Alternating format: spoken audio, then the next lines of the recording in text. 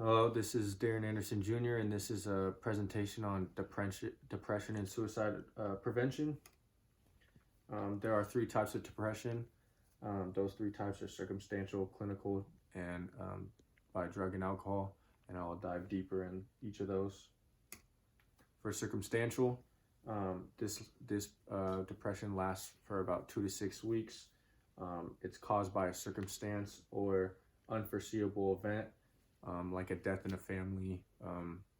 For a high schooler, it could be like a breakup, a loss in a sports game, an injury. Even little things can cause this, like a big argument in the family, or stresses, bad grades, divorces, stuff like that. So it is very important to as a high schooler, you go through a lot, your brain's developing, and it's very easy to fall into a state of depression if you aren't aware of the signs and the symptoms. The second is clinical.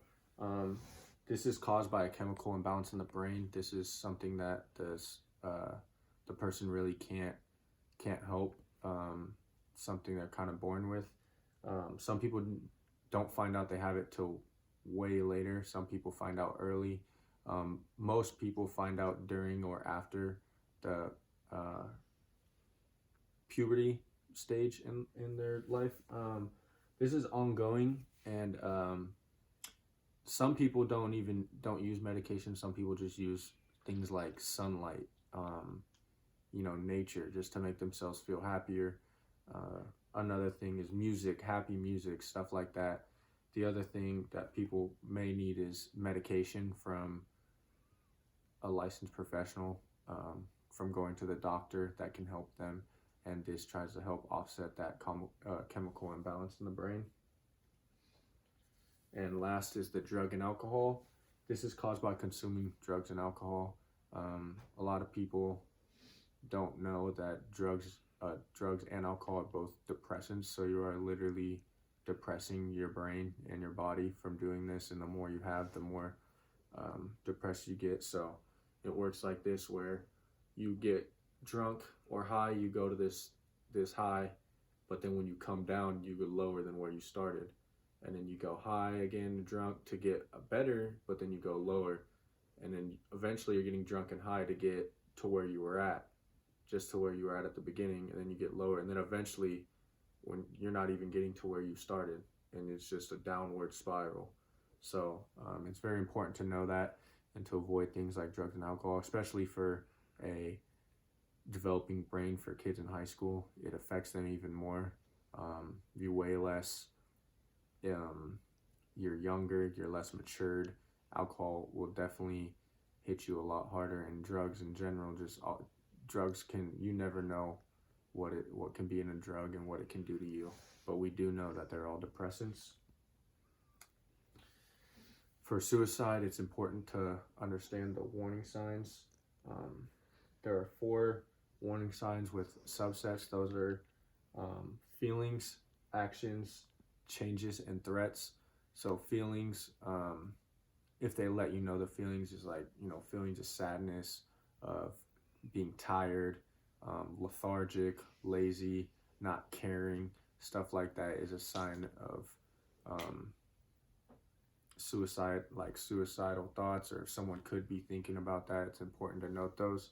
For actions, it'll be things like, for students, it'll be like cutting class, missing homework all of a sudden, not eating, oversleeping, outbursts of anger, even crying, just closed off, or even less emotion, just like no emotion at all, things like that.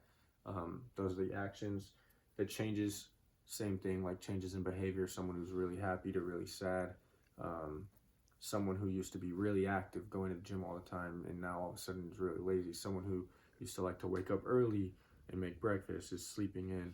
Someone who liked happy music, or music that makes them happy, all of a sudden is listening to music that is with depressing storylines, someone, it's just things like that, overeating, bunch of things. And then 4 is the threats, and this is obviously the main one, where they start saying things like, oh, like even jokes like, oh, I just want to kill myself, and people can think they're joking and think it's funny when it's not, and really they could be serious. Or threats, you know, people will like cut their wrists, or make, most people before they actually commit suicide, um, will give hints or things like they've even attempted it, even if they haven't, to try to, because they, in the end, they really don't want to do it. They want to, they're crying out for help, and they're waiting for someone to help them.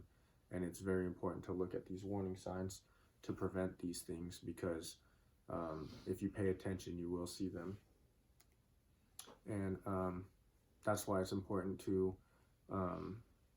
know your own feelings, and pay attention to your friends' feelings, and be open and talk to people, and not be afraid to go to people that are older, that are more wiser, to, and then like most importantly, talk to God and pray and read your Bible, and play worship music, things like that, and just thank God every day, and just write down things you're thankful for and grateful for, and you can just look back on, and that'll help boost your mood. And just find someone that you can rely on and trust.